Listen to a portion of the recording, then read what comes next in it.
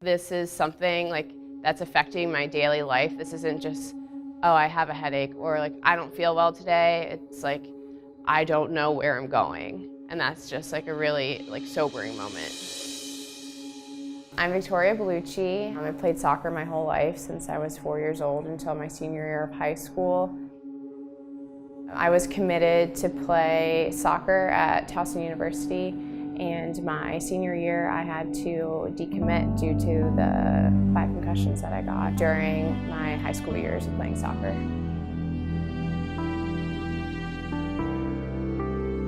When I got my concussions, it's kind of a mixture of how I got them, whether that was hitting someone else's head, hitting the ground, or just like different objects.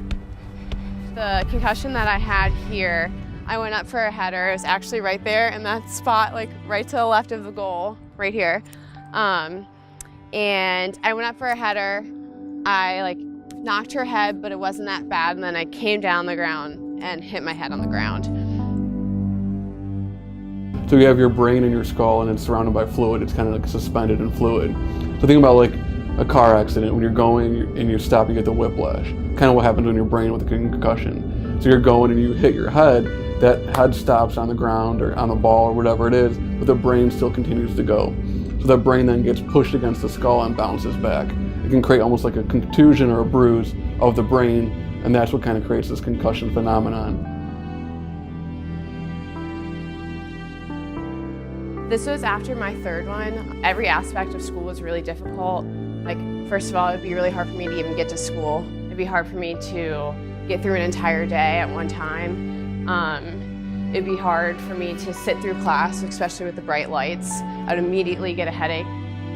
I started forgetting my schedule, or I was really dizzy going up the stairs, and that's when I realized that something was seriously wrong if I couldn't recall what class I was supposed to go to that I've been going to all year long. It's I don't know what class this is. I was I think it's 4th period, but I don't know who my 4th period teacher is or what that class is. So I went right downstairs to my mom, and I had to ask her, what class do I have right now? That concussion, like I said, I didn't tell anyone. I didn't tell my coach. I didn't tell anyone on my team, because I recognized that yes, I probably have a concussion, but I've had 2 before this, so I know how to handle it. Something that a lot of people don't think about little kids getting concussion, especially in the youth sports, but something that people have looked into has noticed an alarming rate that's been increasing.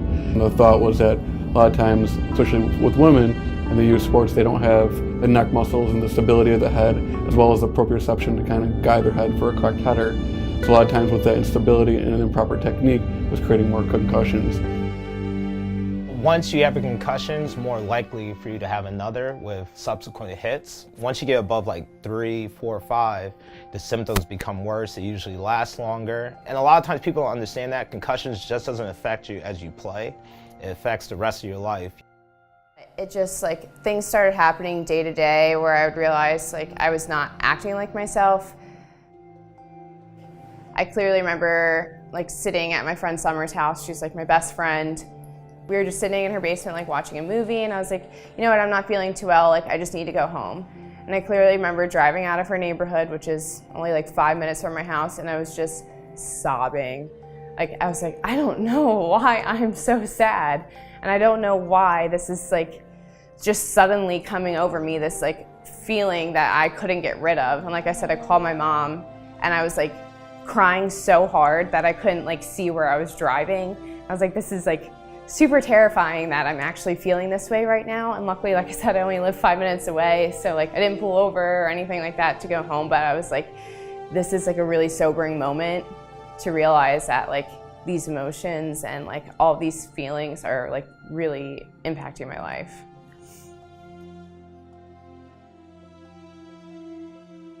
Granted, I want to say everything gets better, and it does get better with time, but I know how difficult it is to think how is this ever going to get better? I'm consistently not feeling well. I'm not able to do the things I once did. My brain isn't working the way it once did. I'm not feeling the way I once did.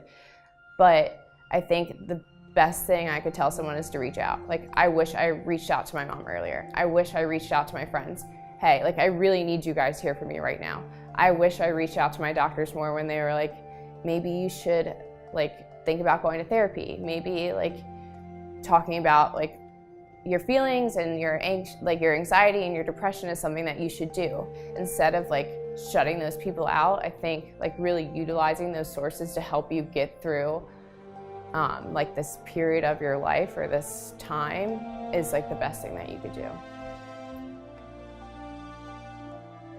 I'm always thinking of like the what ifs. It's like, it's really hard sometimes when like I see all my friends post on Instagram that they just won like their conference championship and they're with their teammates and they post on Snapchat of them like at practice or on the bus. I get sad thinking like, oh, I wish I still played. Like there's still that void there from not playing.